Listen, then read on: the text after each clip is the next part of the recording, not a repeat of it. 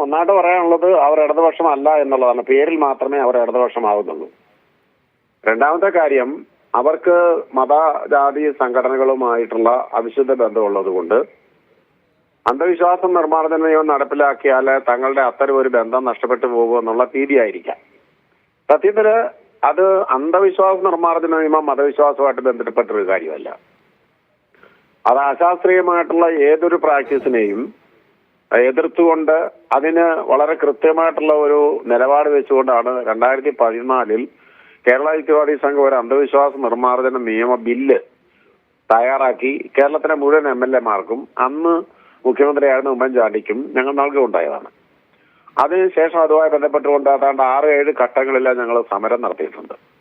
പിന്നീട് പിണറായി വിജയൻ മുഖ്യമന്ത്രിയായി വന്ന സമയത്ത് വീണ്ടും ഞങ്ങൾ ഇതേ ബില്ല് തന്നെ കുറെ കൂടി രൂപഭാവം വരുത്തിയിട്ട് വളരെ കൃത്യമായി നമ്മളിത് അദ്ദേഹത്തെ കാണുകയും അവതരിപ്പിക്കുകയും ചെയ്തു.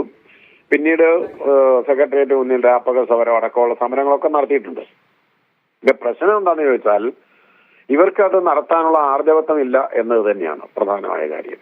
ഇവരൊക്കെ ഈ പുരോഗമനം പറയും എന്നുള്ളതിന് പുറത്തേക്ക് പ്രവൃത്തിയിൽ അത്ര ഒരു പുരോഗമനപരമായ നിലപാട് കൊണ്ടുവരാൻ അവർക്ക് കഴിയുന്നില്ല എന്നുള്ളതാണ് അതിന്റെ പ്രശ്നം.